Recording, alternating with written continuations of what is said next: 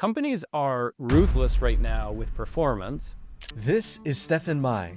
He was a senior manager with experience across Amazon and Meta, and last week I asked him about the behind the scenes of managing in big tech. You mentioned PIPs. Are they just a formality to create a paper trail? Like at Amazon, HR really just wanted to make sure that it was a pretty savage culture, to be honest. Low performer quotas, how do they work? It's mostly like a group survival thing, but in most cases what ends up happening is that I also asked him about his career story growing to senior manager at Meta. What was the thing that made you leave and want to join Meta? the second thing that kind of bothered me is that Amazon in general, Meta versus Amazon. What are the cultural differences that stand out to you? probably on average, I'd say Meta engineers were a bit stronger, but they weren't as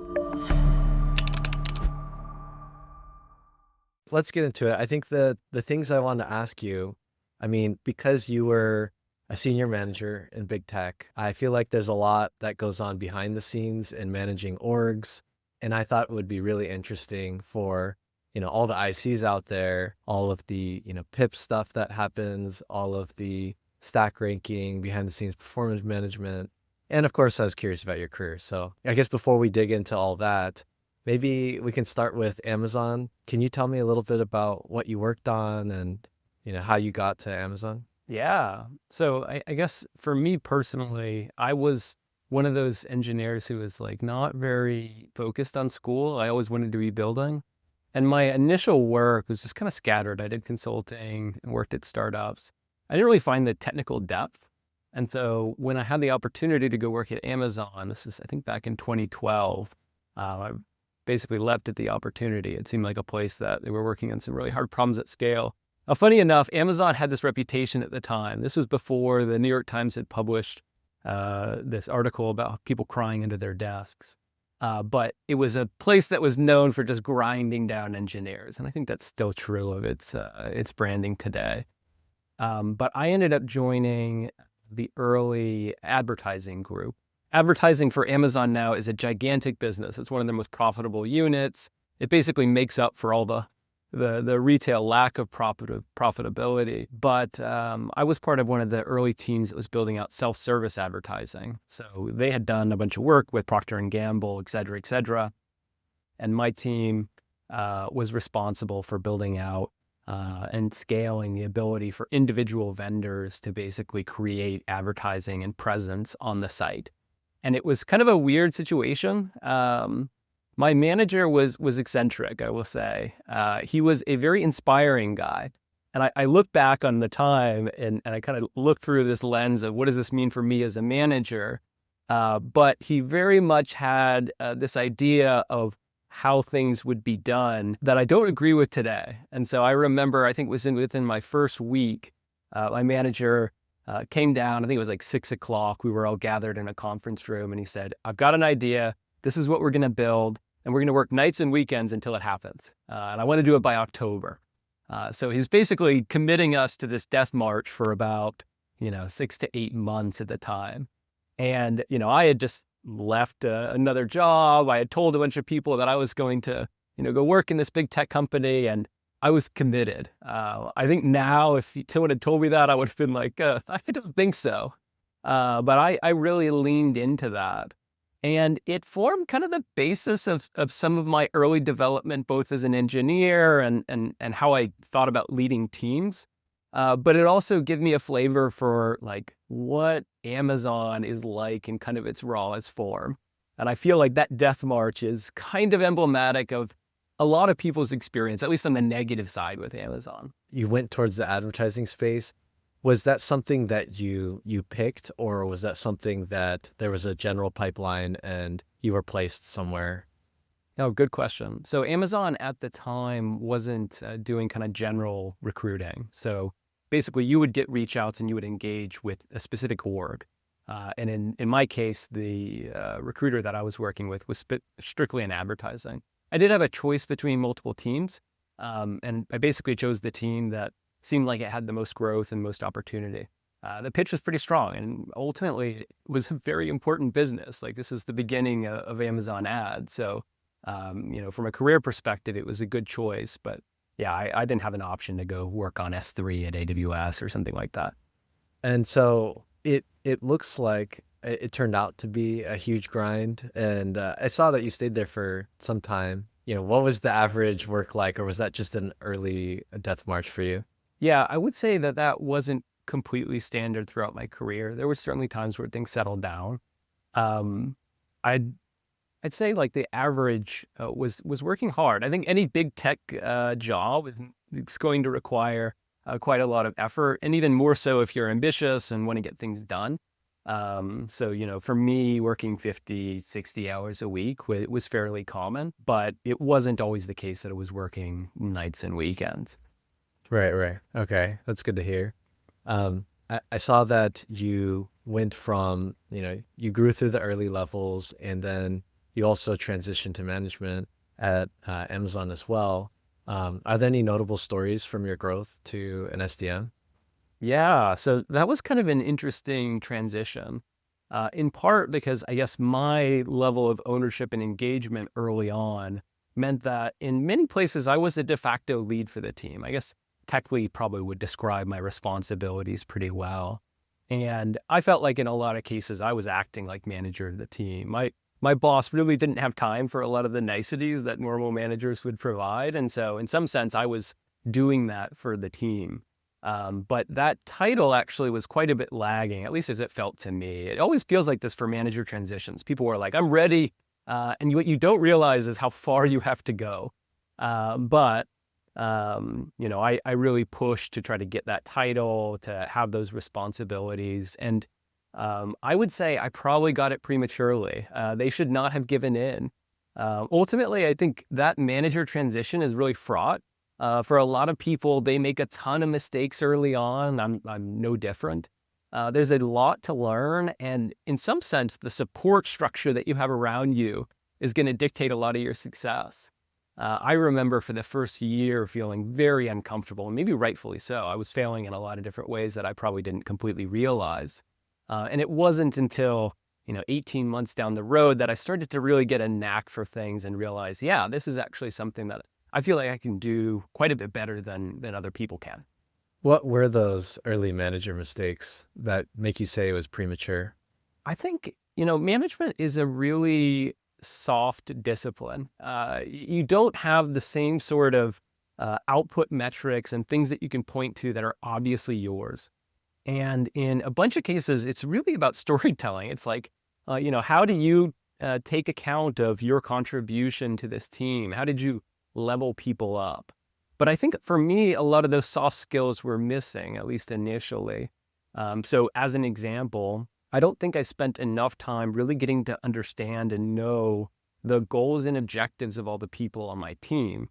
This sounds like Manager 101 stuff, and maybe it is. I think I realized at the time that this was important, but I didn't know how to do it. I didn't really know how to break through to people. I didn't know how to get them to open up about the most important aspects of their work. And as a result, I wasn't able to cater both the support that I offered, as well as kind of the work that we were assigning and helping people to find to the individual. I was kind of making a very elementary mistake as it pertains to management. I see. You mentioned getting people to reveal their goals. Do you have any tips for that as a early manager or for early managers? I think being a new manager is very tricky because in a lot of cases, you'll make that transition in a team that has seen you as an IC, as a peer. And the relationship is necessarily different. I think a lot of people think, oh, I've got a good relationship with a bunch of other engineers. We're able to talk about stuff. They'll be able to be transparent. What they don't realize is that power dynamic that is introduced is really corrosive to some of those bonds. And ultimately, the same kind of information is not all that useful. So it's not enough to know that, your friend is having a good time or a bad time. What you really want to know is deeper questions around, what are their career objectives? What is it about the work that they're doing right now that's really dragging on them? And so I think for new managers, the first thing that I would say is being able to actively listen.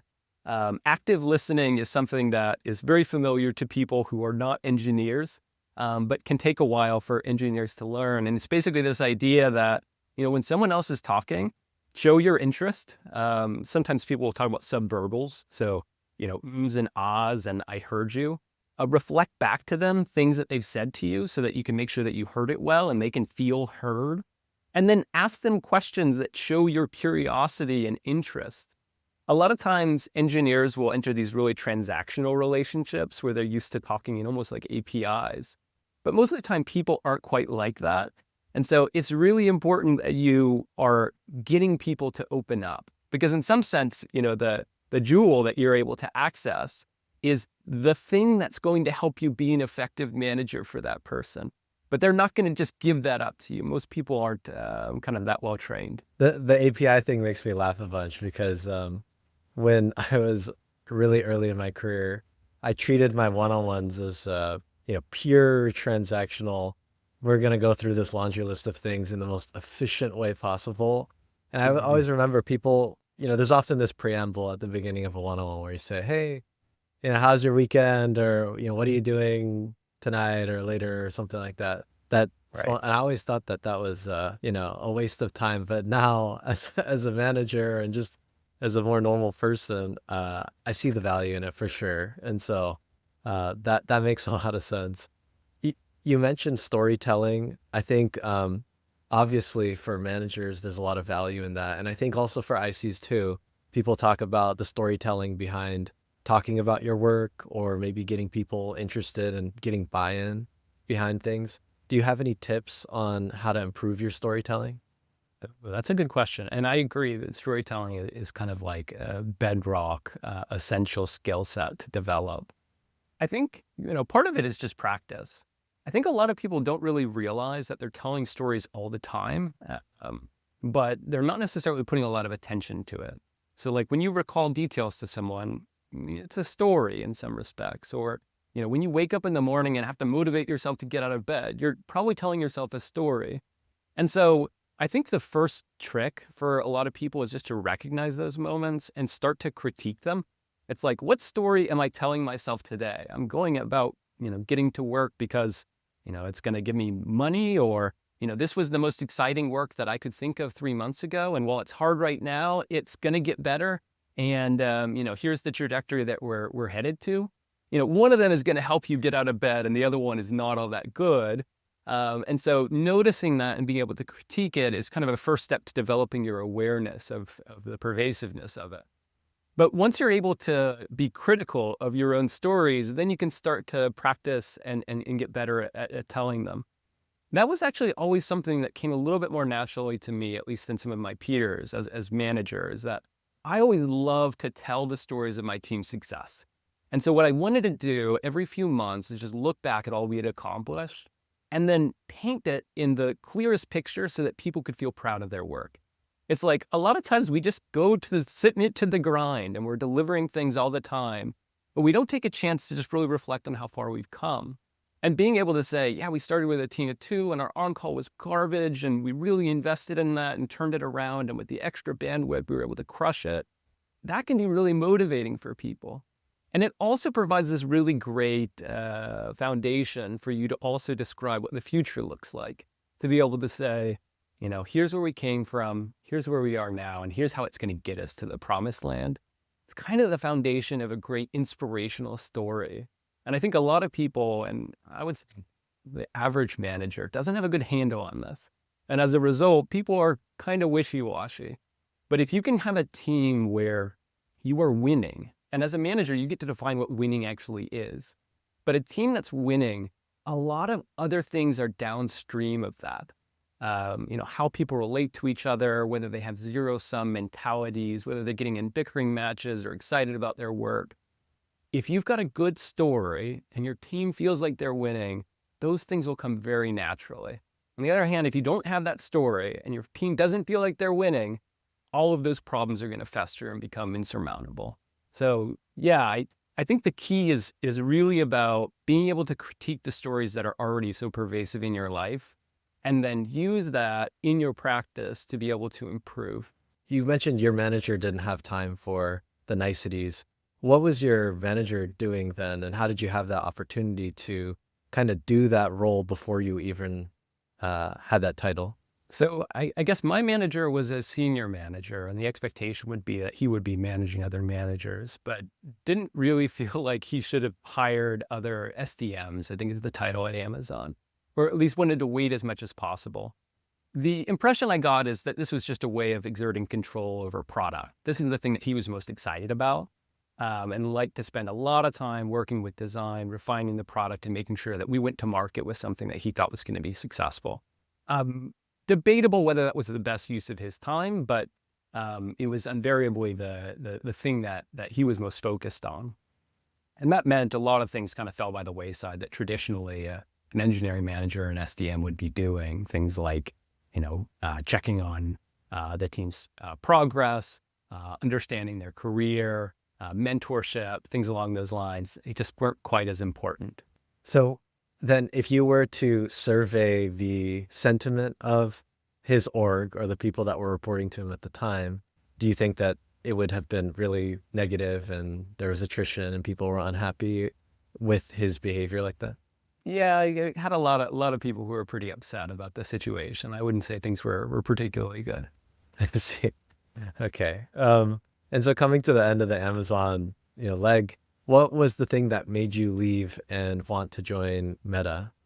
Okay. Amazon, I guess, is a really special place. I speak some of the negativity on it, but there's actually some really cool aspects of the company. It's undoubtedly very successful. The engineering discipline is actually very strong inside the company. There's a ton to learn there. And so I think, I don't want to give the impression that Amazon is not a worthwhile company to work for. I think it certainly is. But there was a few things that kind of like stuck out to me after I had spent a pretty considerable amount of time there. One is that part of being successful at Amazon is kind of assimilating into a weird kind of leadership. Amazon calls it their peculiar ways, or at least they used to. They had a nice little mascot that they had around this. And what you start to realize is you're a good Amazonian. You're not necessarily a good engineering leader, or at least it's unclear if you've spent your entire career there. And that started to kind of like fester in me. I wasn't sure whether I was just overfitting to this Amazon opportunity, and I wasn't sure whether I was growing much. The second thing that kind of bothered me is that Amazon in general, I think does a better job of maintaining evenness in compensation and talent development. But in some sense, it makes some sacrifices in order to do that. So like I remember getting a promotion, or maybe it was a really high rating at one point, and having no change to my compensation. And I thought, well, what's going on here? This doesn't really make sense. That was quite frustrating for me. And I think the explanation was, the stock had appreciated a lot. So, you already got your pay. And it's kind of like, well, that's true of everybody on the team. That seems a little bit silly.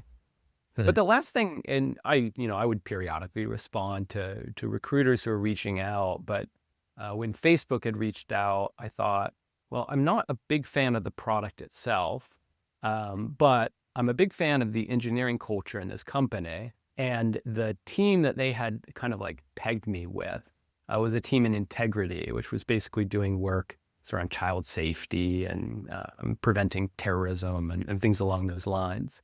And I thought, well, this is really interesting because, I had been working in supply chain at the time. I was doing a bunch of ML work. And while moving Amazon's, profitability a little bit clearly had some impact on people, lower prices, whatnot. It wasn't the same type of qualitative impact I could have at another company. So those first two things kind of motivated me to look. And then, the last piece really was enough to tilt me into a new opportunity. You mentioned Amazon's peculiar ways and how that might be different from what a good engineering leader is. What are those things that stick out to you where you thought, I have that at Amazon, that's good for Amazon, but that may not actually be the thing that's for a good engineering leader? All leadership is trade-off. Like styles have pros and cons. I don't think that there is one best way. And so I don't want to kind of give that impression. At Amazon, one of the ways that their leadership works is built around this idea that the company for the longest time was very low on margin. it basically made money by being efficient. It's operationally very lean. And you'll actually hear this reverberated through some of the leadership culture, talking about lean manufacturing and so forth. And what it usually involves from a leadership perspective is each layer of the management chain just getting involved, very detailed level of the layers beneath them. And that even meant as a line manager that it was almost expected that I understood what every person on my team was doing at any moment. And the benefit of this is things didn't just happen. People were aware of them. They were very closely tracking metrics, understanding what was moving around. There's a degree of discipline that's required in order to make that happen. But on the flip side, it can be really stifling to creativity and kind of like the ability to work on innovative new approaches if, in some sense, your boss needs to be cued in to all the things that you're doing. That was one aspect of Amazon's culture that I didn't quite understand until I was kind of out of it, but that I think limits their ability to go into new opportunities, to innovate with new products, but with the trade-off that it's very effective at kind of like these growth stage where the sole purpose, in some sense, is just to move 1% on your revenue or to drive your cost down by 1%. In those cases, that style of management is completely appropriate. I think Kent Beck has this nice framework. I'm not sure if you've heard of it, but I think he calls it the 3 X's, or explore, expand, extract. And what he's talking about in those early phases is that, and this is true of like a seed stage company where you have asymmetric upside. So what you're doing is you're taking a constant tax in the early phases. You basically have a cost just of keeping people around. But the sole goal is to try to achieve that breakout velocity, to find that new opportunity that's going to be worth, 100x. And so moving really quickly and not constraining yourself is really important for teams and companies in that explore phase. And then if you fast forward to the extract phase, these are teams where the benefit that you could have in the best case is like a 1 or 2% improvement. But you have this catastrophic risk that's constantly looming. That's why most companies don't allow employees to just jump onto social and represent the company. Because even though they might have a banger post idea, they could also just completely trash the company's reputation. And so in those cases, you want to be pretty risk averse. And I find that Amazon culture tends to lean toward the later stages of Kent's framework, in part because that's how the company has grown over the past 30 years or so. Yeah, and at that stage of its growth, I mean, it's a more later stage company, so it kind of makes sense that it's on the later end of that life cycle. You mentioned that at some point you transitioned to working on ML work and forecasting at Amazon, and I know you continue to work in integrity is a very machine learning focused space. How was that transition for you? Was that challenging? I think it always is. ML is pretty different than traditional SWE work in ways that are kind of hard to explain, where, in a typical SWE project, you've kind of got binaries. Things are working or they're not. You can sometimes prove it, actually. Whereas with ML, you're oftentimes dealing with shades of gray. It's like a very common occurrence for people to have bugs in their training pipeline that they just don't notice for years, and then they fix them and then get marginally better performance. It's a really fascinating phenomenon. But it means that how you operate in projects like this is very scientific, kind of very experiment driven. And that style of work is, or at least was for me, fairly unfamiliar. It's also a field that has quite a bit of depth in terms of fundamentals. I found when I was wanting to make that transition, I was reading a lot of books, I was participating in Kaggle competitions, I was building models on the side. Like the goal for me was just to start to develop that experience so I could be effective in a different role. And I find that, this type of transition is much more popular these days, especially with AI. People are always thinking about, how do I pivot into AI? But the kind of like magic of it in some sense is being able to really execute. And I think that's missing for a lot of people. They really treat this as like a study session. Like I need to go learn the 101. And the 101 is important, don't get me wrong. But your ability to be effective as either a leader or an engineer is also dependent on your judgment and instinct, which only can be honed if you actually go and build something, if you practice it. So you're saying the thing that helped you successfully transition was not necessarily learning those fundamentals, although you did it.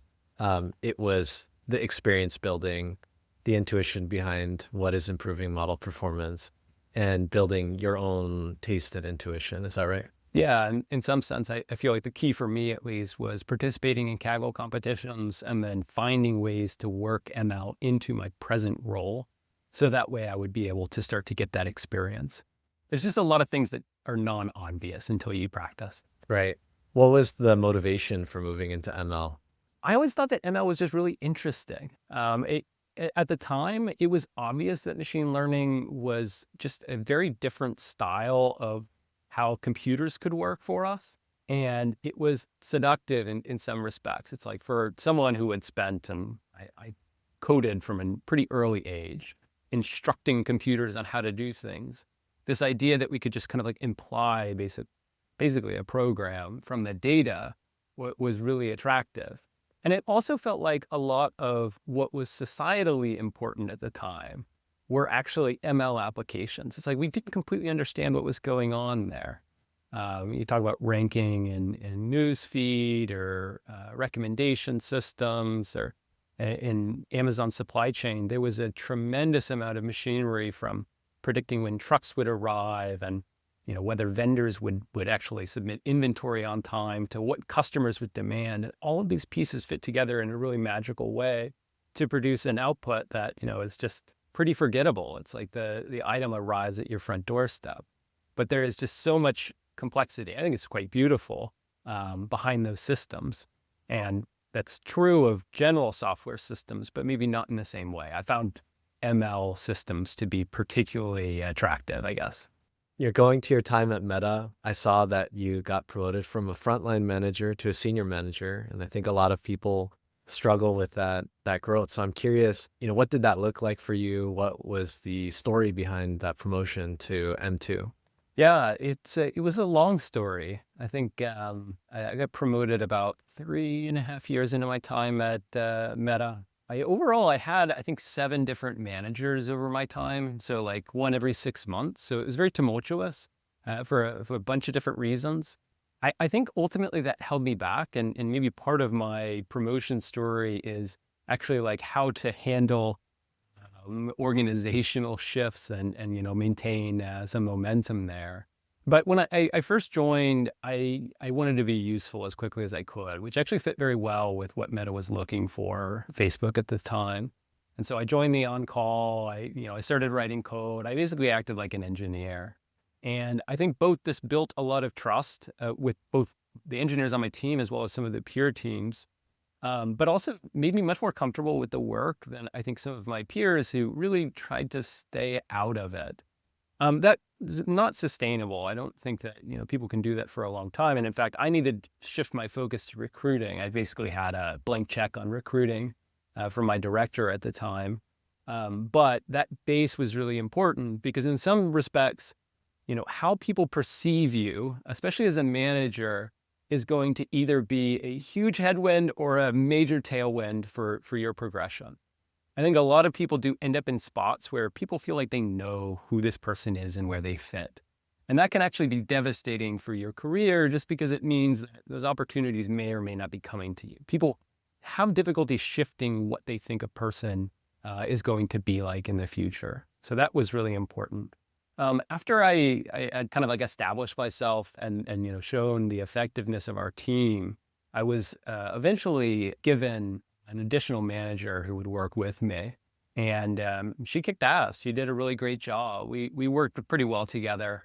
There was a bunch about that process of leading another leader that I really needed to learn. I'd say it's kind of the same process. Becoming a manager has a lot of things that just hit you differently. And you don't really understand them completely until you sat on the other side.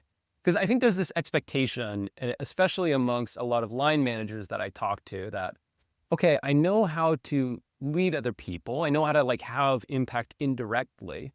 Surely layering another manager beneath me is just kind of that same thing, right? It's that same pattern.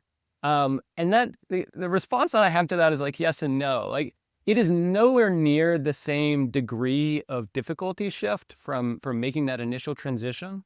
But I think if you assume that leading other managers is going to be like leading engineers, then you are going to fail very quickly. For a lot of people, it'll just be mutiny. Your managers will find some way to displace you.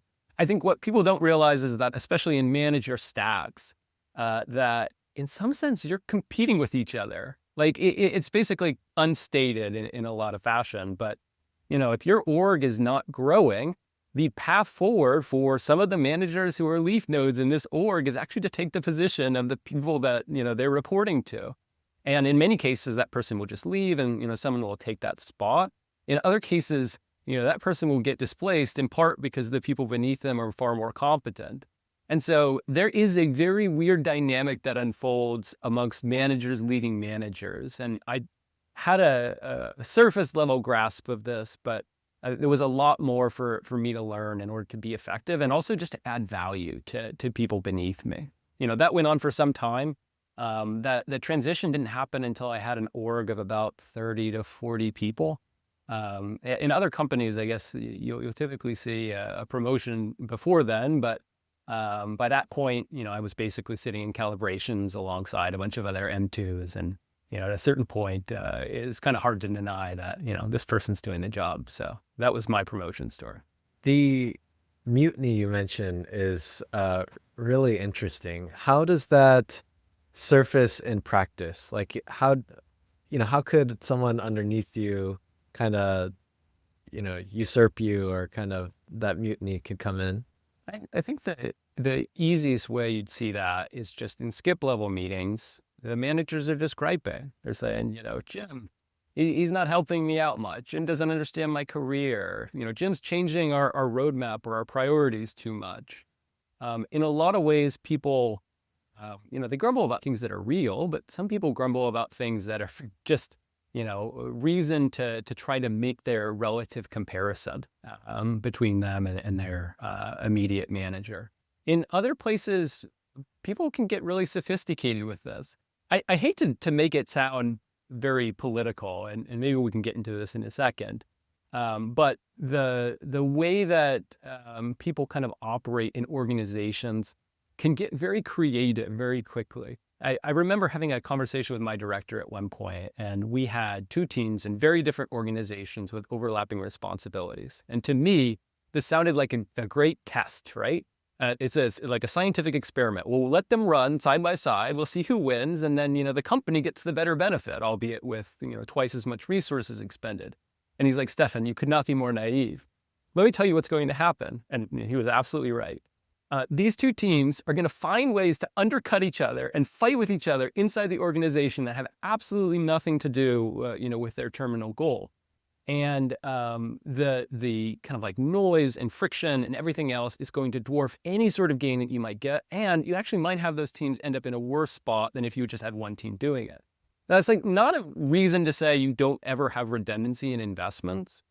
But I think as it pertains to large organizations, especially when you're leading other leaders or even leading very senior ICs, you have to be cognizant of the gamesmanship that might be happening under the covers. And you can definitely assume good intent. Most people are not doing this because they're evil, but in subtle ways, people want to move. They want to improve and grow. And not all of those things are always aligned with the organization's best interest. And your job as a senior leader is to make sure that you can line those things up, that you can kind of keep people on this path to delivering value.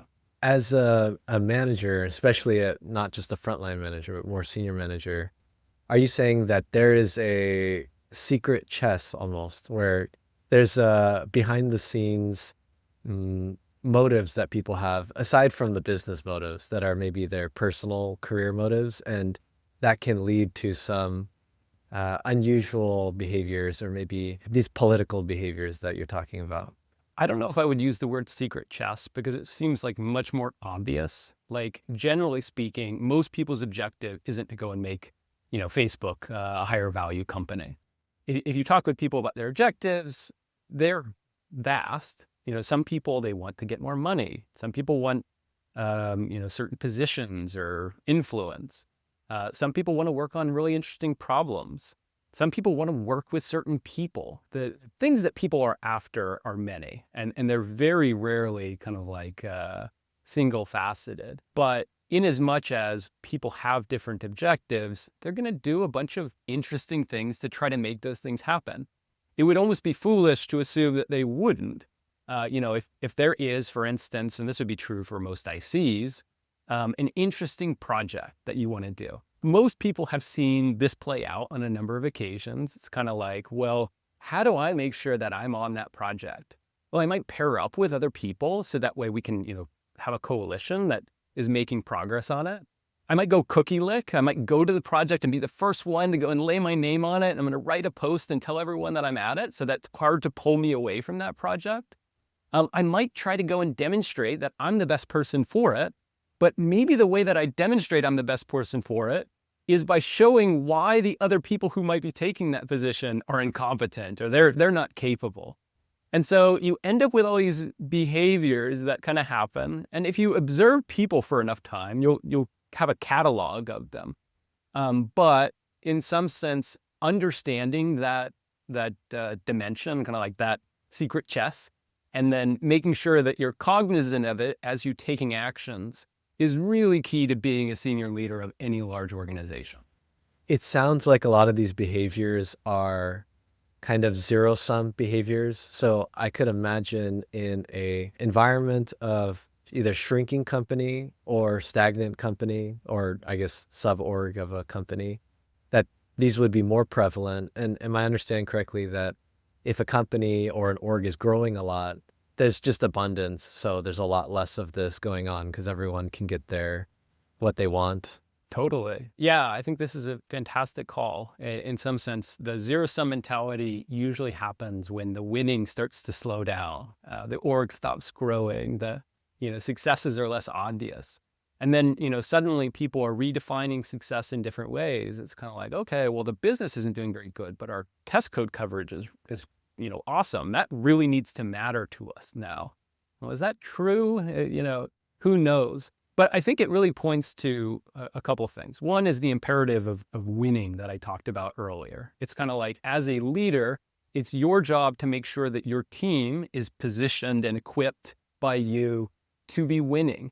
And the focus on performance is really kind of like one of the more fundamental focuses that you can have. And a lot of other problems that we're talking about here are downstream of that. The second thing that's kind of interesting there is that as orgs evolve, different leadership styles are more appropriate. It's kind of like a mature organization that, is maybe relatively flat, requires a different kind of leadership that's more attuned to some of the ways that things are going to go wrong than that early stage where you can kind of like not pay attention. Like I think a lot of early Facebook leadership was kind of like this. Very, very talented engineering leaders who in some sense rode this tremendous wave of growth. But are those leaders the same ones that are going to do best during a period of plateau? Who knows? That's kind of an open question. You mentioned, when I asked about what does Mutiny look like, you said that, and I just want to confirm, it was that M1 would go to their skip, so I guess your manager, and say, hey, Stefan is thrashing things. Are you sure he's good? Kind of things like that behind the scenes when in meetings you are not present. I mean, yeah, generally speaking, you see it in the same way that like disgruntled teams operate. It's kind of like everybody's making a lot of noise because they're unhappy. And in some sense, the implicit goal for them is to make a change. And the most obvious change is to change people. One of the things that is pretty interesting about being a more senior leader is that actually your control over, outcomes is even more diminished. For a lot of people, when they become managers, they get really uncomfortable with the idea that, generally they're not the ones writing the code. They're not the ones making the design decision. They need somebody else to do that, one of the engineers in their team.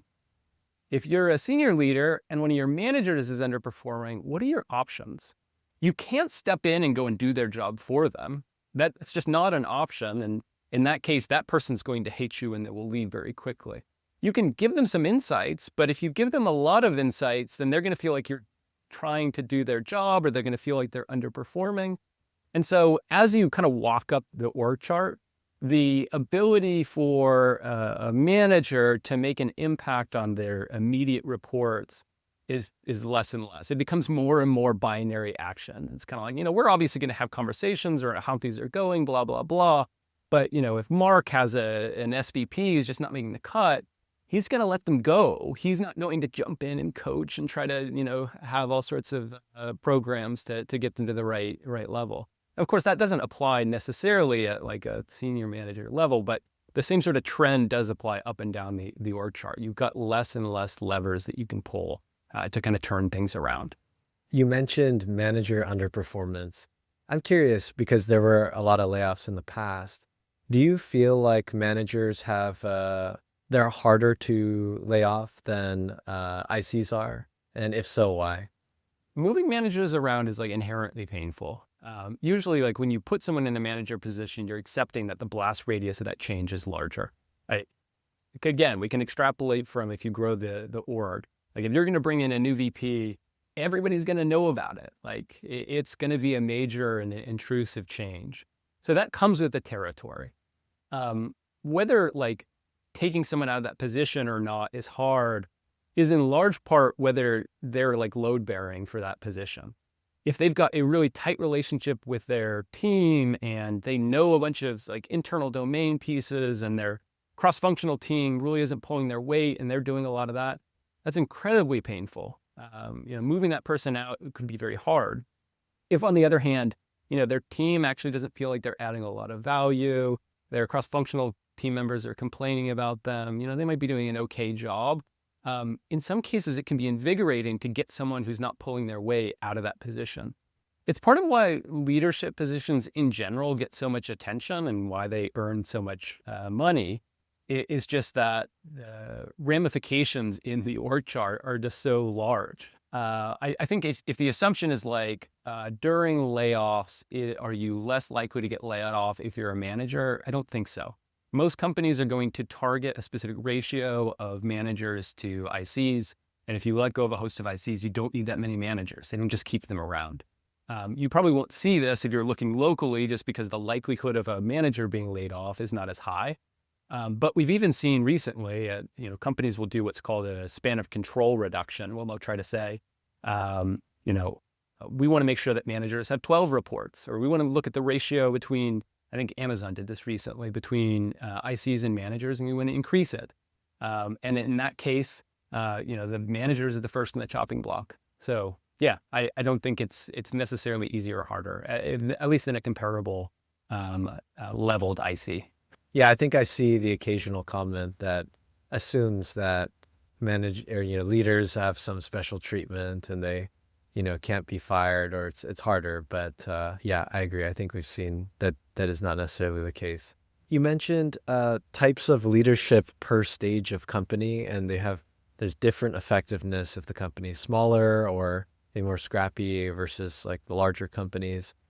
I'm kind of curious about that. What type of leadership do you think is most effective when the company is really small, and what type of leadership do you think is most effective when the company is very big? So I think when companies are small, you really need kind of inspirational executors. In some sense, it's all hands on deck to go and deliver this thing. There's a lot of excitement. People want to work for someone who's impressive, who could do their job, and in a pinch could kind of step in.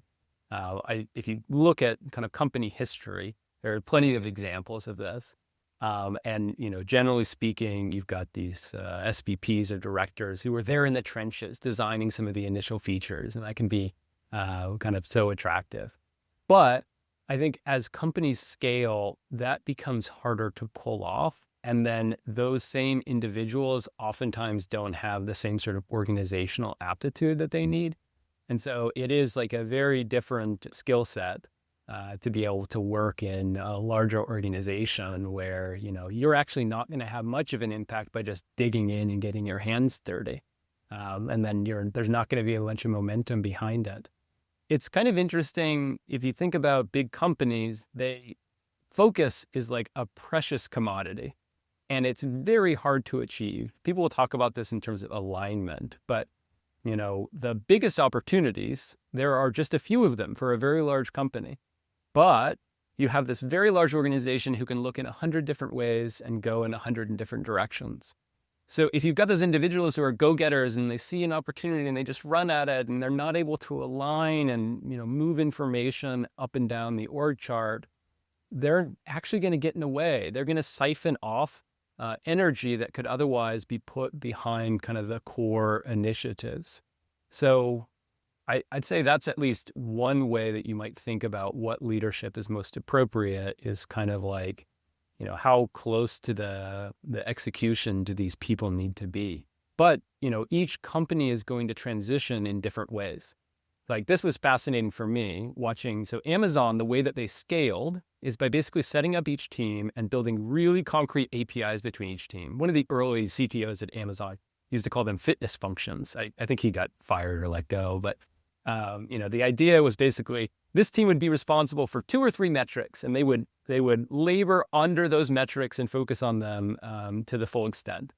And the nice thing about this is it meant that the engineering leadership could then just assemble these pieces, kind of like you would assemble a system of APIs. And because each piece was dependable, you can build a pretty tall stack. And so at Amazon, that worked really well for scaling out the org, but it necessarily meant you left a lot of kind of interesting things in organizational seams. So like if 2 teams draw their lines here, you might be cutting out a whole lot of value. And also, if these teams need to move to like adapt to a new change, well, they don't know how to. They're going to be focused on that one thing that they've been focused on for a long time. So, leadership has to come in and spin up a new team, and that takes a while. They're not very responsive. So that's one style of scaling that Amazon is kind of known for. Meta/Facebook took a very different approach. The org is very malleable. Engineers move between projects. Teams don't have really strong assignments, or at least they didn't at a point in time. The code was owned communally by everyone.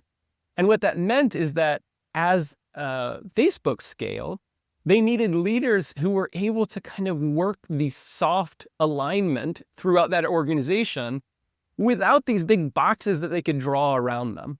Amazon leadership could benefit from engineers who were kind of building an organization on top of these API primitives. Meta leaders needed to understand the people that were involved and what they were best at and how to move them and inspire them.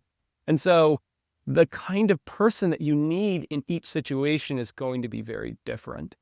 So there's a bunch of different dimensions that are going to change depending upon company dynamics. But it is somewhat illuminating looking at those 2 examples, just because they, while theoretically at the same level, it's 2 big tech companies, ended up in very different locations from a leadership perspective.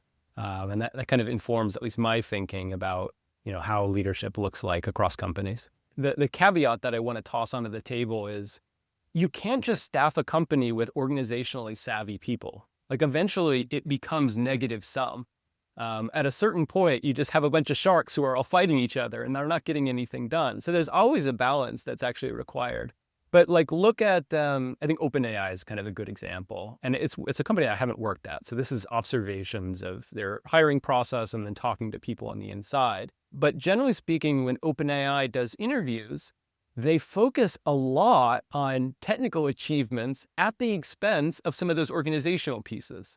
So like one of the pieces of guidance that we often offer people who are preparing for like project retrospectives and more of the behaviorals is to go deep on those things that are just like really impressive technical achievements or hacks, and not as much on, I built alignment between 6 different parties, blah, blah, blah. Now look, OpenAI has a ton of politics inside the company. It is not immune to these forces by any means, but they still kind of paint themselves in that early phase where they need to be driven by these people with these, technical achievements as a means of them attracting the right talent, of achieving kind of their breakout velocity in terms of, what they're able to deliver.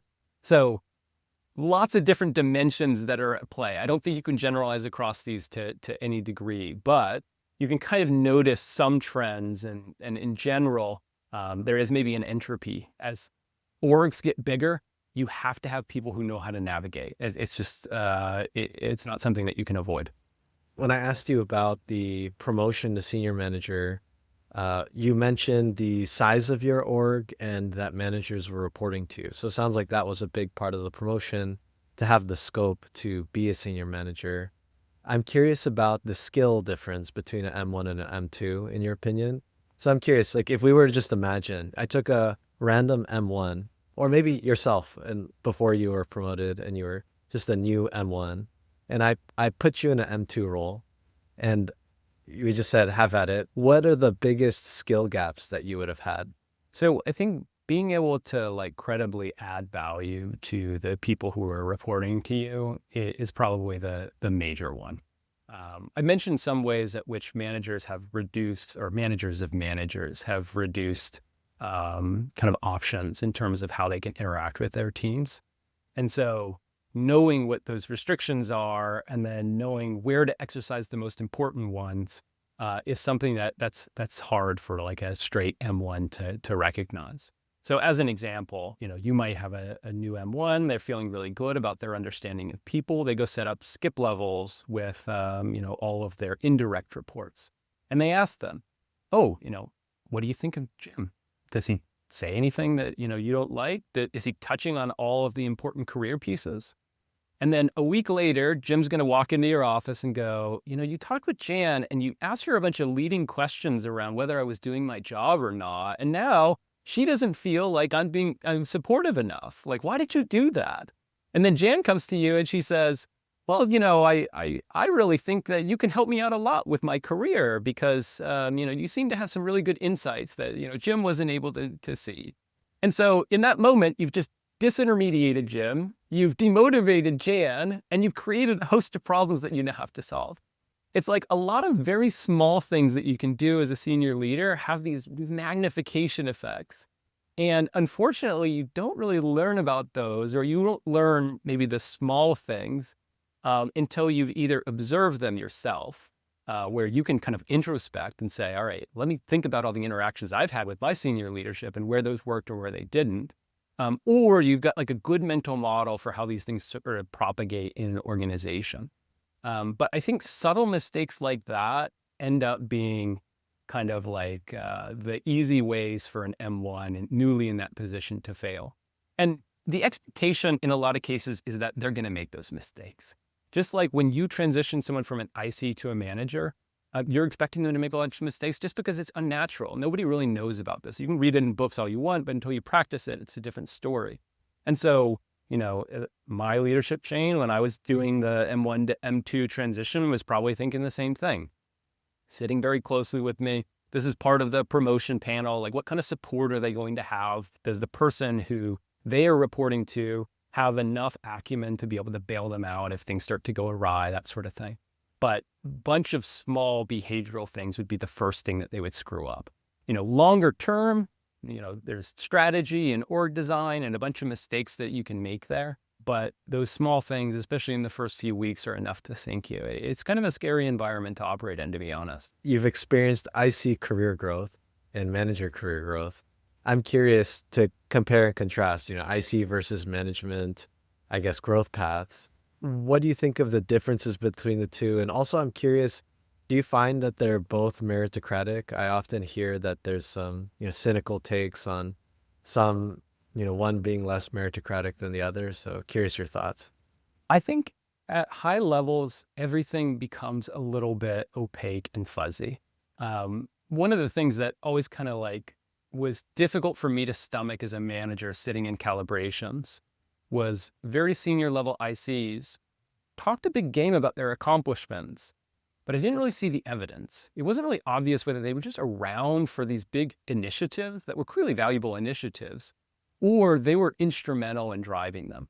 And the same can be said of managers across the board. Like it's really hard to do attribution.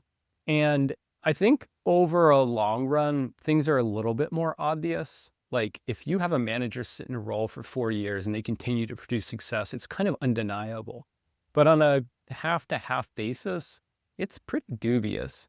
So I could see why people would feel that way. I think for ICs, especially when you're like 6s, maybe 7s, it's a little bit more apparent to an external observer whether they're doing that or not. I think for an M1, you can usually look at their team, if you look at it holistically, if you look at some of their deliverables, and make a pretty good assessment. But I don't think someone who's outside of their leadership chain or not involved in that minutia would be able to recognize it as clearly. At higher levels, I think that there's a bit of unaccountability for a lot of management. This is true in the stock market. It's kind of like hard to assess whether a leadership team is any good or not. You really don't know until you watch it for a while. And then, somebody might spin up a really great story to say, it was macroeconomic conditions that sunk my company, not, I failed to actually recognize that my customers were slowly walking away from me. That's true, I think, at the highest levels. And I think it can be quite frustrating for people who are kind of sitting at a spot of limited visibility with a group that is really hard to kind of tie directly to any particular deliverable and go, this is fair. You want it to be as fair as you can, but I think at a certain level it's difficult to have the data. I see. So the early promotions are the most easy to verify and fair, and the higher level ones are a little bit more, I mean, I'm sure there are fair ones as well, but you're just saying it's a lot easier for there to be optics coming into play, narratives and stories that are kind of hard to tell what exactly is going on and who deserves what. Is that right? Yeah, I think that's a good summary. I see. Okay, cool. I think one thing I was curious to dig into is that, knowing that you've been at Meta and you've been at Amazon and you had a fair amount of time at both, I thought it'd be interesting to kind of ask you the pros and cons of each, or at least your personal experience. I know these companies are very large, and some people have great experiences in a small team and others have bad ones within these companies. But I'm curious, when you think about Meta versus Amazon, what are the cultural differences that stand out to you? So I think Amazon is disciplined, and I think this is a major strong point. I felt like in general, if you really wanted to reach the height of very structured engineering design, you probably find that more likely in an Amazon review than you would at Meta. I think probably on average, I'd say Meta engineers were a bit stronger, but they weren't as disciplined. And that meant that, design reviews and things along those lines were a bit more fuzzy and kind of hand wavy than they were at Amazon. It also was a place where things were a bit more predictable. Partly because the business just moves slower, but partly because you can depend on other teams to kind of meet certain SLAs, and you can page them if they're not doing the thing that you want. Whereas at Meta, if somebody's work isn't living up, you got to go make that change yourself because he's working on photos now. He hasn't been working in that code for months. So that can be a little bit frustrating. I find that a lot of people who transition from Amazon to Meta in particular find that unstructured environment that's so endemic of the culture to be pretty paralyzing. They don't even know how to operate. And in some ways that's good, in some ways that's bad. At Meta, the main thing that I saw as kind of like a major positive was just how open and collaborative the company is. I thought it was amazing how engineers on my team were working with orgs that were completely across the company on various things. We might be working with a researcher in Paris on some sort of image model, and then, some infra was being built out of London. And for the most part, I, as a manager, wasn't even involved in setting up these collaborations. People just found each other and they worked together, which I thought was super cool. I also really like how at Meta, there's a very acute focus on people and kind of like empowering people to make decisions. Amazon has a really very process-oriented mindset. They talk about mechanisms. So like when something fails, they want to try to introduce process to prevent the failure. At Meta, it's more likely that someone will go, well, we learned our lesson. We'll make sure it doesn't happen again. Now, look, that has its downsides. Like a lot of Facebook's privacy issues are in some sense, its inability to contend with the same process that Amazon does incredibly well. But it means it holds, the culture back in a lot of cases. Like one of the things that was very surprising to me working in ML at Amazon is how hard it was to get access to data. Data is the lifeblood of ML and AI applications. And in a lot of cases that aren't actually these privacy constraints, especially for public data. But at Amazon, you had to go and build your own data lake and go and pull everything into your Spark data warehouse. At Meta, that data warehouse existed and everyone used the same one. So you didn't even have those same challenges. So they're two companies that I think have very different approaches. I tend to prefer Meta's approach, especially as it pertains to leadership. But Amazon had some things that I definitely missed as I made that transition. And there's clearly reasons why it worked. Like there are some individuals where I talk with them for 5 or 10 minutes and I go, I think Amazon's a better fit for you, accepting all the other externalities of an actual position. I think you're going to like it more than you might the chaos that's usually a Meta execution. Having been a manager at each company, you experienced the performance system intimately. What about comparing and contrasting the performance systems at Meta and Amazon? I'd say they're pretty close, to be honest. I think everybody's kind of like descending into the same valley in terms of optimality.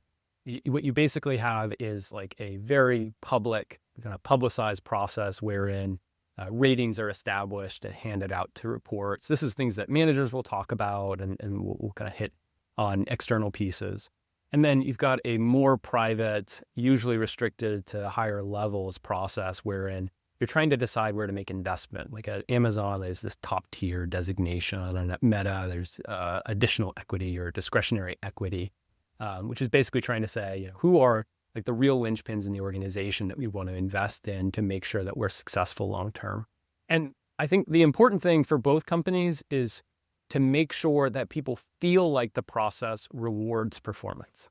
That perception is like incredibly important. I did an estimate. I went through and I kept time of all the different activities in managers in preparing for PSC and basically said, here's how much we spend per employee on PSC processes.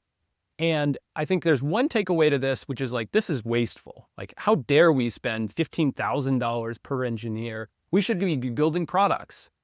But I think it's easy to miss the forest for the trees there, that the integrity of the performance review process is the whole ballgame. If you get that wrong and people don't believe the process is going to produce outcomes for them, they're not going to perform. In some sense, the financial rewards and promotions and everything else, you need to put as much effort, even if it's just a ceremony that doesn't actually do anything behind the scenes. You need to make it very believable and credible to people. Now, I think both companies do a lot of diligence to try to maintain the integrity of the process. Like, I think it's valid. But I did find that Meta was willing to really go to bat for, say, the upper quintile, as opposed to Amazon, where I think partially due to frugality and partially due to kind of this fairness, they really weren't willing to just really double down on top performers. Like there would be engineers and people in my organization who would clear twice as much as their peers just because they had gotten so much additional investment in equity, in part because we knew that they were very important and they were going somewhere. At Amazon, that's pretty uncommon. You don't see that as much. And they would find some way to try to pull that back. They are a very frugal company. Yeah, I remember when I worked at Amazon briefly, and one of the leadership principles was frugality, and I never liked that one, but Nobody does. Yeah, it's a horrible one. You mentioned the additional equity or discretionary equity, or it's called top tier at Amazon. How do those conversations work? Is it derived from the performance ratings, or does directors and senior managers kind of get together? How does that decision come to play? Yeah. And this usually gets driven by like the VPs and directors of an organization, and how much they choose to involve the different managers in making that decision varies. You'll know if you have a lot of trust if they come to you and go, hey, who deserves this? I was in that position regularly, in part because my org chain was constantly in flux.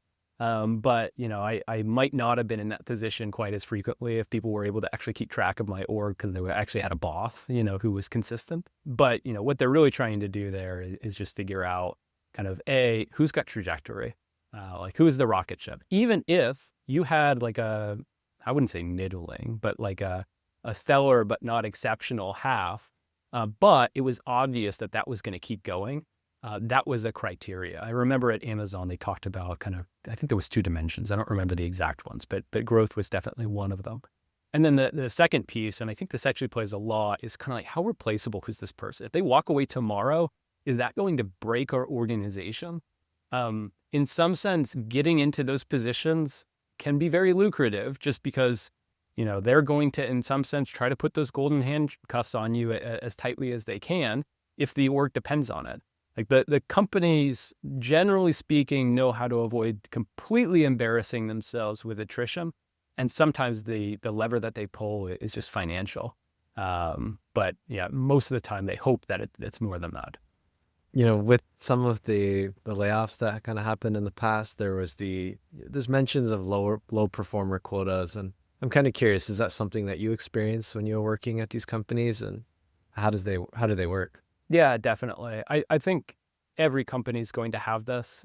Every company that is of scale. You might not see this at very small companies, but the idea being there is a lot of gaming of performance.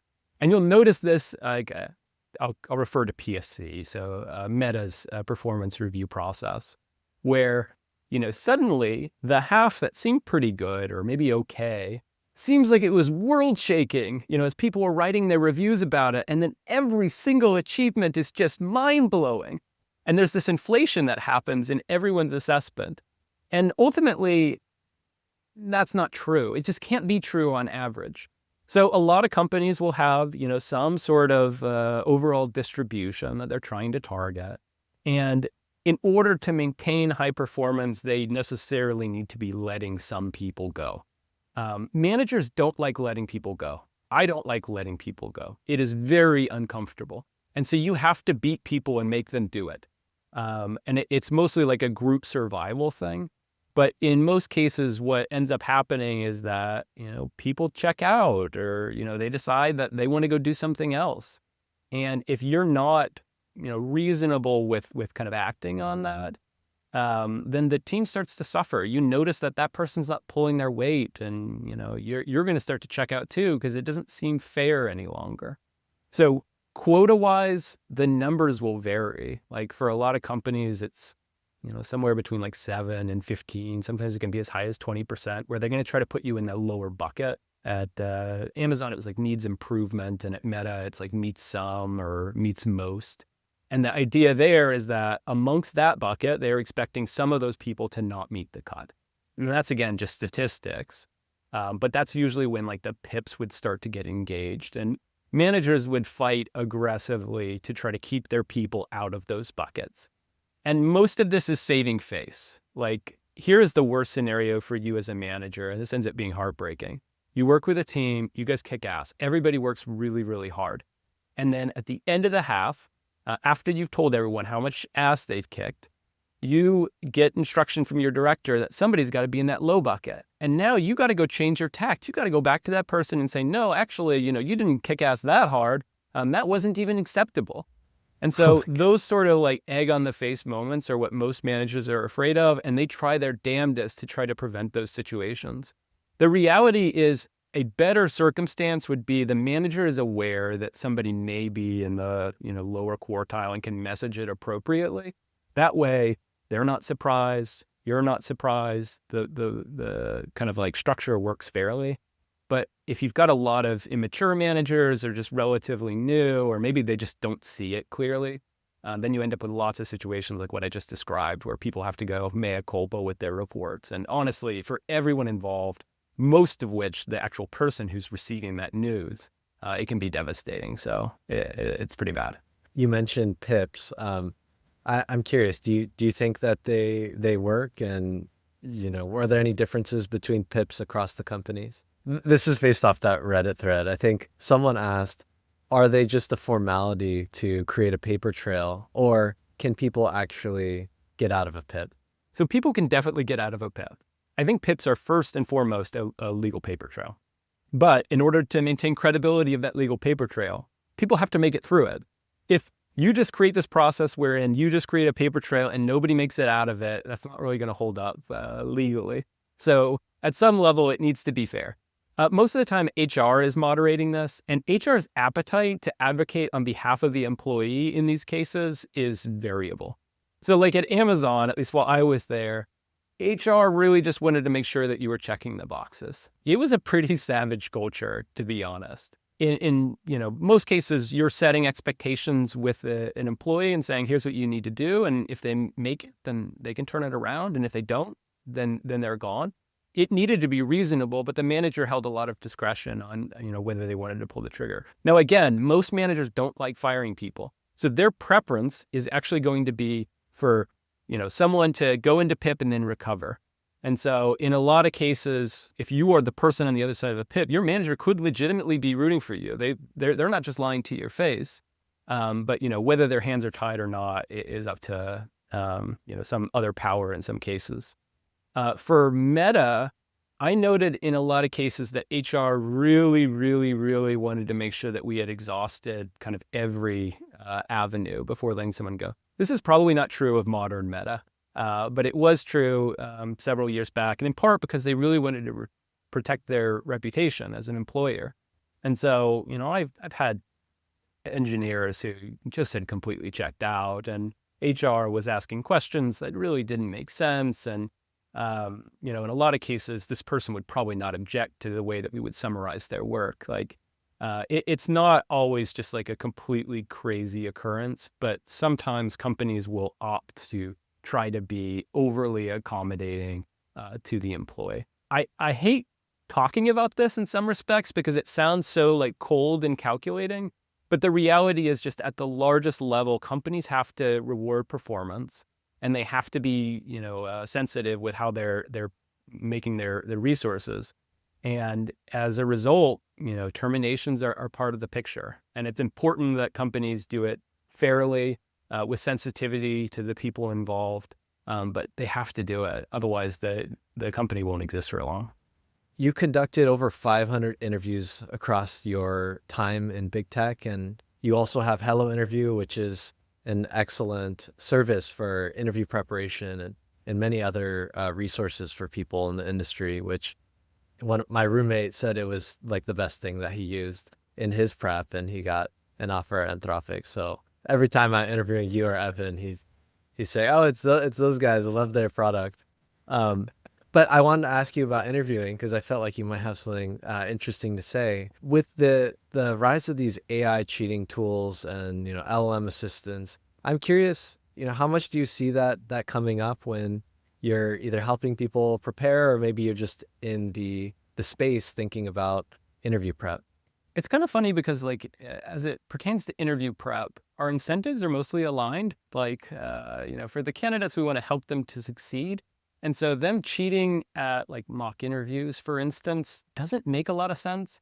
But surprisingly, we've seen it happen on a few occasions. I guess the situation is probably like they're trying to like test out their setup to see if somebody will notice. So like you'll hear one of our coaches reached out and said, the guy's talking to his friend in the background. Like, what do I do in this situation? It doesn't make any sense. Remote interviews have always been a little bit cheatable. I think the existing tools make this horrible. Recruiting teams seem to be modestly aware of it. I think they're overly dependent on some mechanisms that probably aren't completely effective. So like in browser interviews, they're looking at whether the page has focus or whether there's copy and paste activity, which is like, yeah, I mean, the least sophisticated people, you will definitely catch them. And surprisingly, they do. Like, so they're clearly weeding out some people. But to be honest, I feel like a lot of interviews are going to change in part because the role is shifting. It's like the way that software engineering is going to work in the future is pretty different than how it did, over the past 2 decades. And as a result, it seems kind of crazy if the interviewing itself doesn't adapt to it.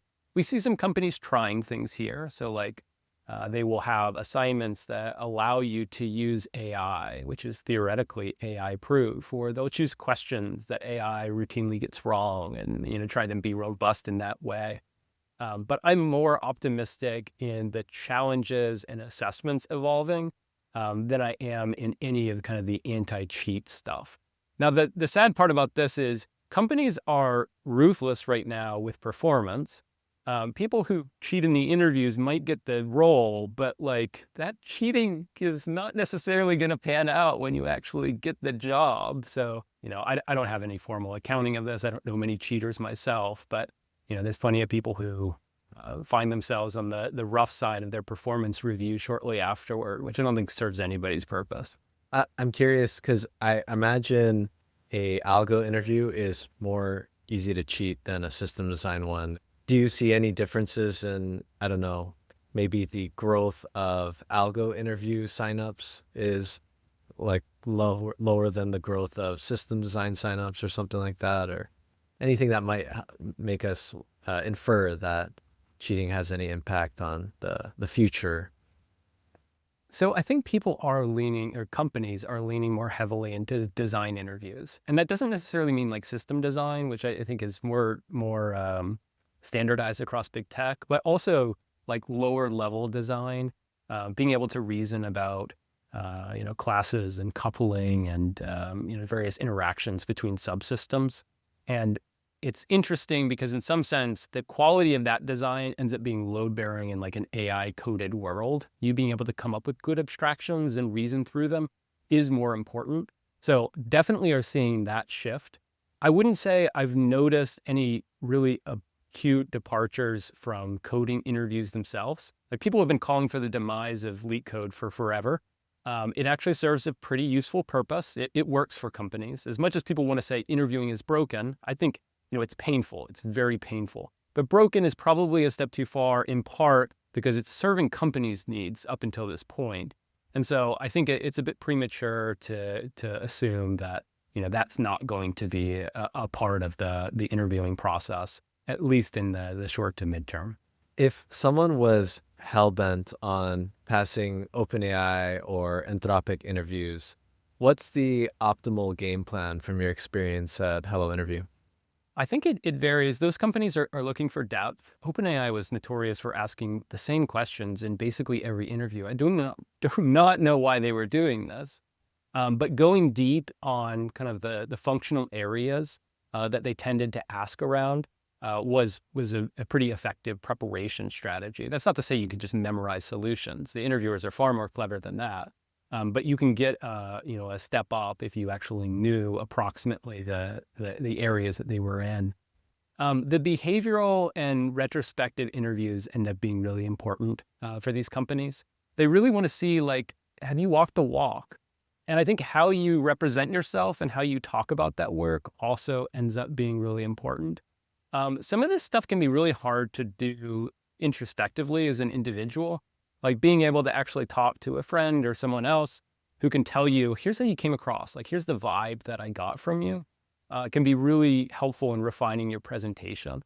And in particular, the thing that I mentioned earlier was just moving toward the technical accomplishments and less about how you massage the organization to make things happen. I think for a lot of people, the crowning achievement of their staff engineer career at big tech is they wrote 7 docs and then got 6 different teams to align, and then finally wrote 5 lines of code in addition to like 100,000 that were written by junior engineers. And it's like, that was hard. I know that worked deeply, but these companies don't look at it the same way. And you have to recognize that in order to really nail it. I see. Coming to the end of the interview, I wanted to ask you some career reflections, things just looking back on everything so far, kind of reflect on some of the things that you've learned. And so I saw that, in your resume, you worked in both of your stints in big tech. You stayed in the roles for quite some time, maybe around 4 years or longer. And so I'm curious your thoughts on job hopping quickly, because that is advice that a lot of people give. What are your thoughts on job hopping? I think if you look at the data for people who are like really ambitious in lower levels, moving around usually has a lot of advantages. It's going to, if you think back, and I'd love to actually hear your reflections, but if you think back in your career, usually those moments of growth are when you're most uncomfortable. It's like it's a new scenario, a new environment. You've got to go and generalize your skills, and you're learning a bunch. And so it's not just the hopping itself. It's mostly just immersing yourself in a new environment that can lead to that growth. So it's hard to say no to that. I personally have not really subscribed to this, in part because the motivating factor for me is going really deep on something. Like, I find that after 2 years, now I'm at the level where I can actually start to, really make an impact. And those are the parts that are just the most rewarding for me from a career perspective. So it kind of depends on what you're after.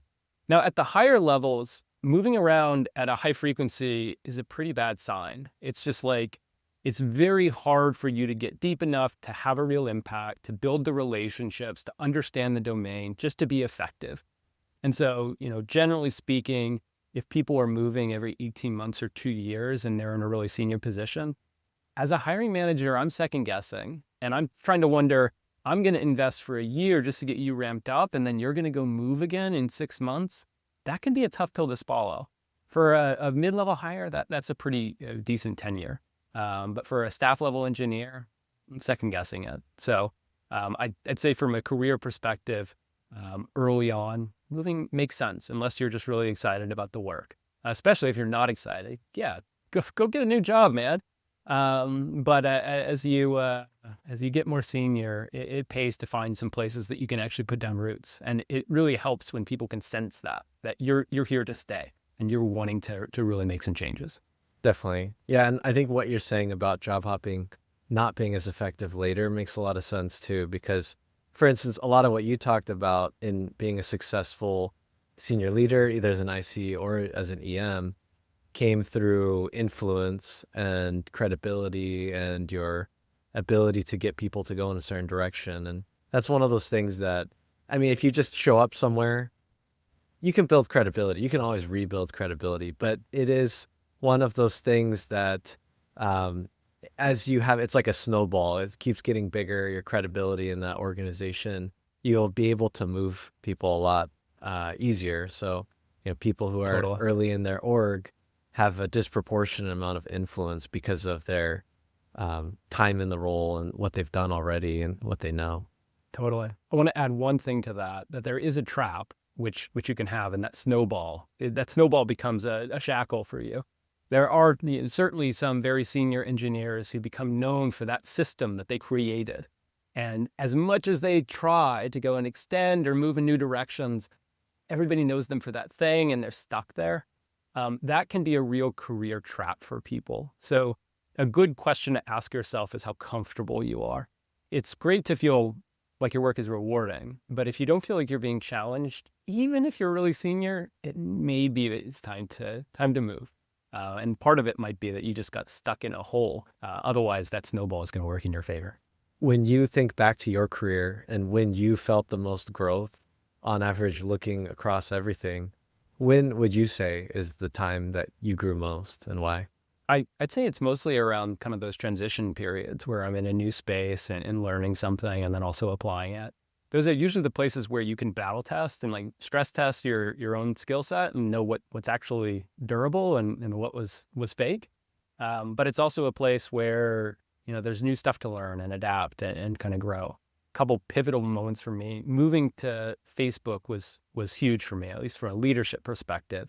It was stretched in ways that I wasn't expecting. There's also a lot of stress in the company at the time, which was interesting.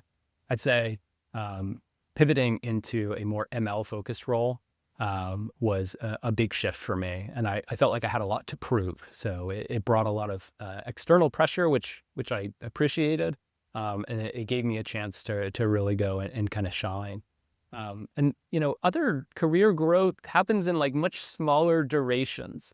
Like, it's interesting looking back longitudinally. Like, I feel like a lot of my effectiveness, both as an IC and a manager, is partially due to my ability to write effectively. I learned a lot of my writing at Amazon. Amazon's known for their writing culture. Some of it's just actually a complete waste of time. People just nitpicking the most stupid stuff. But it is a company that really does encourage good writing, which means good thinking at some level. And that has stuck with me. It wouldn't be like a moment that I would notice, but that continued practice was really beneficial for me throughout my career. So those are some of the things that really stand out. On the topic of writing, because I know it's really important, I'm just curious, what would be your top tip if there's some, IC or EM, you're saying, hey, you need to improve your writing? What would be the thing? my main thing would be learn to be a critic first. Go and figure out what it is you like or dislike about writing. Go read a doc. Figure out what hits you on the head, what doesn't. Go and scan it. See if you can get the big picture in just a few seconds. Go look for points of like imprecision or places where the logical conclusions are well supported.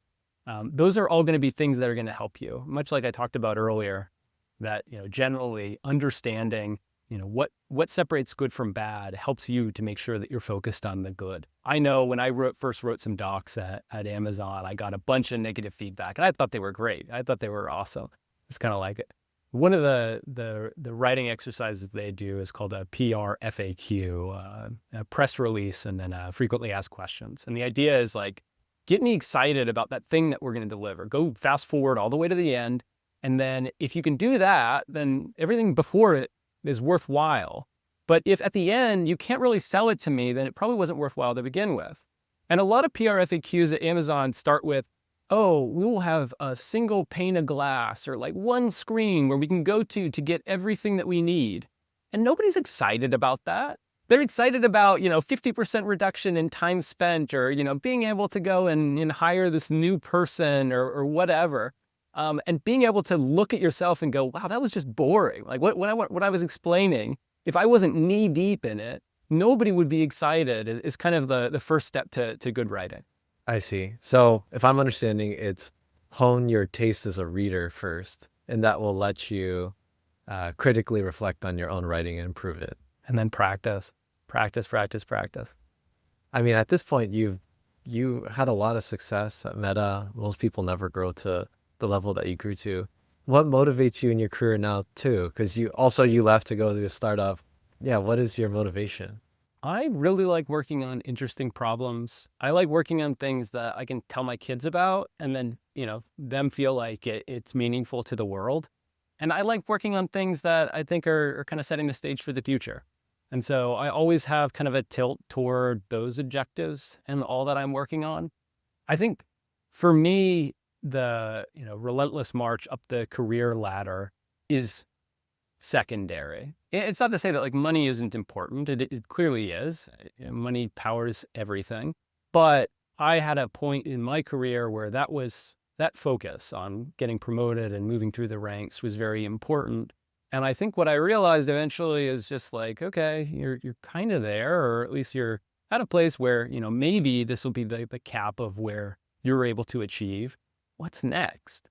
And if you can finally ask yourself that question and then work backwards and ask, okay, well, if I want to get to that thing, why not now? What's keeping me?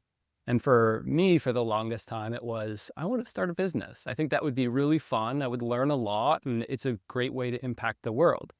And I gave myself all sorts of excuses for, more than a decade. And eventually it was like, you're just lying to yourself. You're putting this off. And so that was what was the impetus for me in leaving big tech and building a business. But also it's kind of the animating force for me going forward. It's just kind of look to that next piece. What is it that I'm really after here? And then last question, if you could go back to yourself when you had just graduated college and give yourself some advice, what would you say? I think for me, I probably could have been better about finding mentorship. I think I did a lot of it alone. And ultimately, if I had found someone like myself and, asked them 3 questions, I probably could have saved myself months of toil. There was a few moments where I put together plans where I basically said, hey, I'm going to take stock of where I'm at, try to figure out where I want to go, and then, put together a checklist. Like I have one such plan somewhere in my Dropbox from ages ago saying, I want to get into ML. This is where I want to go. Here is my plan. Those kinds of things have paid like these incredible dividends that continue to be underemphasized by me even to this day. Most people don't have that level of agency to kind of like just figure out where they want to go and then go and take it. But the world is very malleable to those kinds of plans. I remember a pretty interesting moment. It was actually shortly after I had gotten promoted to senior manager. And I went to my boss and director at the time. And I basically said, here are the things that I'm going to get done. And it was a long list of things that I didn't know how to do, to be honest. I was kind of like, this is what I think I probably should be doing now, but I'm gonna like figure it out. Like this is my list. And he recalled later to me, I think shortly after I had left, that that moment was when he knew that I was going to be successful in this new position. Because for a lot of people, that lack of agency is what holds them back. It's very hard to instill, although I think there are some practices that you could probably go through in order to build up your own agency. But if you just force yourself to come up with a plan and ask yourself, what do you really want and what are the steps to get there? In a lot of cases, that is going to have a huge gradient on your ability to grow. So yeah, I think that'd be what I would tell myself out of college. Awesome. Well, thanks so much for your time, Stefan. I was really looking forward to talking to you and kind of digging into all this management stuff. So Well, thank you for having me. I guess for Hello Interview, if you are at a kind of elite tech company and interested in helping us out with coaching people through the interview process and basically making the process less painful for engineers, which is, generally speaking, what we're after, we'd love to hear from you. So if you work at OpenAI or Anthropic or Meta or Google and you want to help us out by working with candidates, send us an email. My email is stefan@hellointerview.com. And happy to kind of brief you on what we're building and how you might be able to help. Hey, thanks for watching the show. I don't sell anything or do sponsorships, but if you want to support, you can subscribe on YouTube or you can leave a review on Spotify. And I'm always looking for new guests to interview. So if anyone comes up who you think you really want to hear their career story, let me know and I'll try to reach out to them and get them on the show. Thanks for listening as always, and I'll see you next time.